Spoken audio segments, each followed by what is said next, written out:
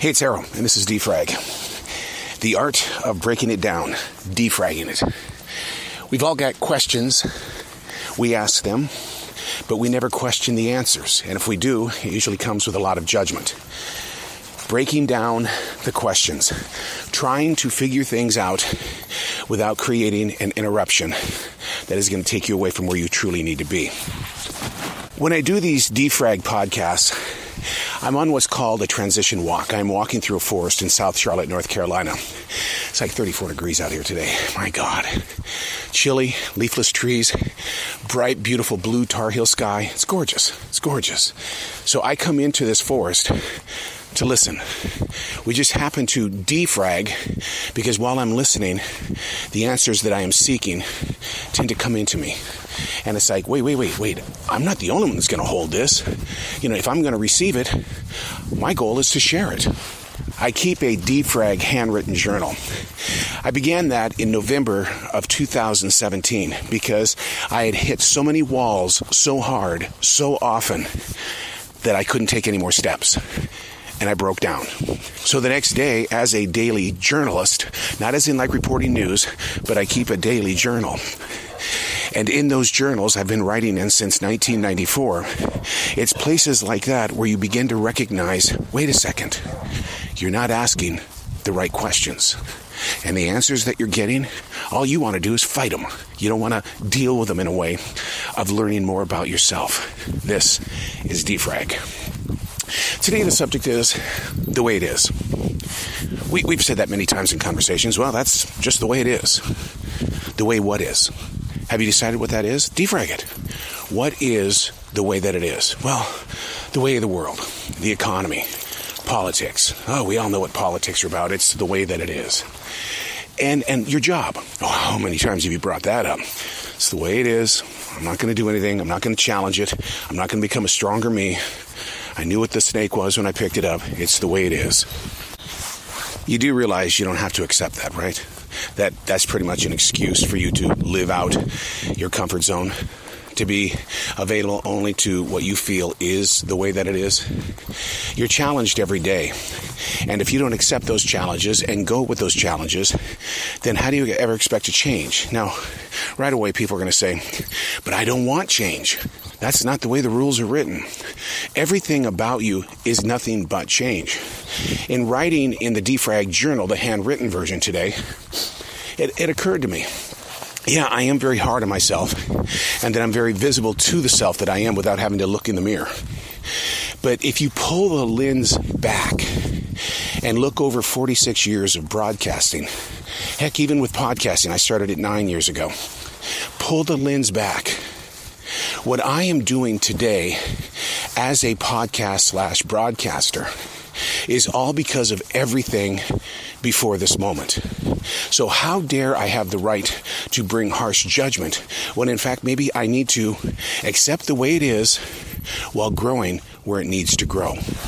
Let's defrag that. Let's put that in your personal life. If you were to pull the lens back and look at your entire picture.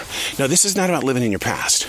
This is about the building blocks of where you presently stand today. They didn't just appear here. You didn't call up Amazon or go over to Lowe's or Home Depot, walk down aisle number 5 and pick out flooring. You didn't do that with your life. You had to earn everything that's going on in your life, even the bad junk.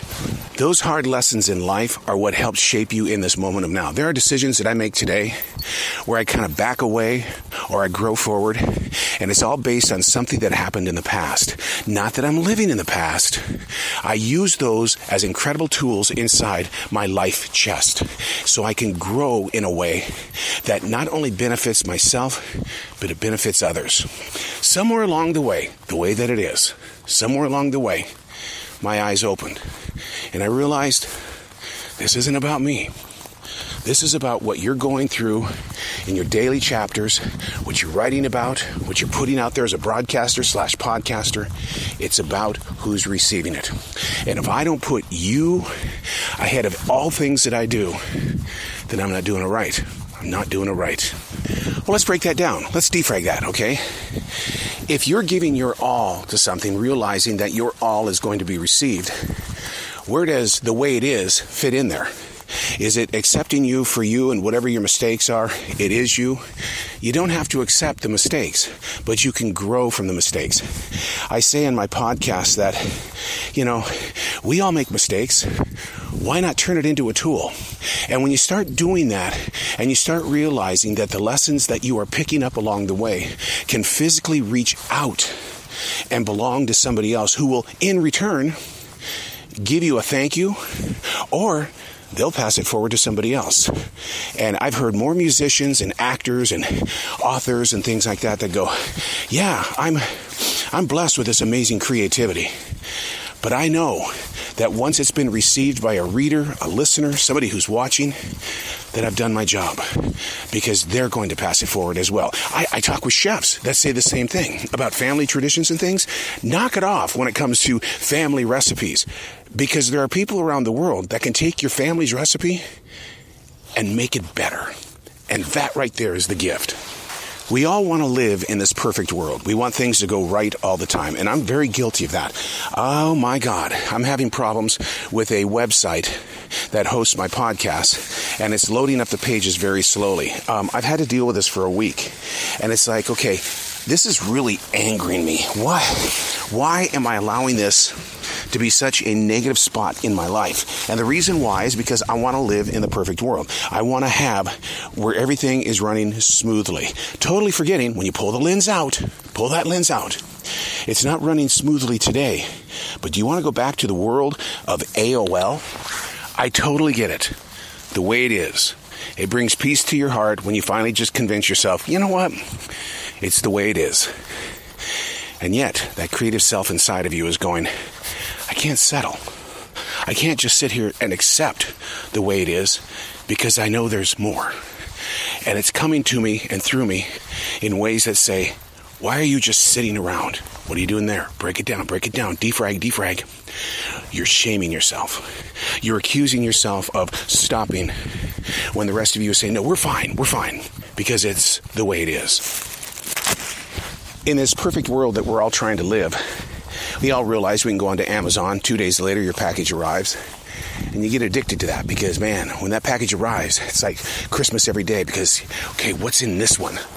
And what's in this one? You're the perfect world, man. You're taking care of your little child's imagination. But the thing is, there was once a time when you had to go to Radio Shack to get different things. There was once a time when you could get electronics and get to know the person behind the counter personally, so that if you had problems with those electronics, you could take it in there and have a conversation. And through the love and passion of customer service, you were able to fix that problem, without skyrocketing engineering prices. Defragging. Let's break this down. It's not that I don't love the way that it is. It's just that I don't accept the way it is. I'm 60 years old. I'll never forget when I was 47. My cardiologist flat out told me, right there in the hospital, you're old. Stop doing what you're doing. The reason why you feel pain is because your body has finally told you you're old. He said that to me at 47 years old after my first heart attack. I'm old. At that point in time, that's the way that it was. But at 60, I'm not that way. Jazzy and I were out here in this forest every single day. I'm not going to accept the way that it is. Because at 60, I've learned more lessons in the past 13 years than in my 60 years of life. The way it is, think about it. Break it down. Defrag it. I invite you to grab a writing instrument and put down on that paper, what is the way it is? What have I accepted that I shouldn't have accepted? And how can I change it in a way that doesn't bring disruption? You know what the hardest thing is about when you do changes, right? The changes that you make in your personal life affect the people that are around you, family and friends. Like if you wanted to lose weight, the people that ate cookies and candy with you all the time, they get a little pissed off because it's like, well, damn, I just lost my sweet buddy. The same is true with alcohol and drugs, is that, you go to these parties and things like that, and you say, yeah, I'm just trying to clean up my life now. Look, I had to deal with it when I became more open with my Christian life. Oh, there's that Jesus lover. and to accept that in public and to not laugh it off or to run away from it. Now I say, what do you want to talk about? The way it is. What you want me to share with you what I learned not only today, but I can show you 14 years of Bible lessons that are in my smartphone every day. Whenever I'm in question, I've got lessons there. See, I accepted it the way it is by coming out as a strong Christian. But now, instead of running away from it, because my mother always told me, don't talk about religion, it's like, let's talk about it. I want to know where your heart is.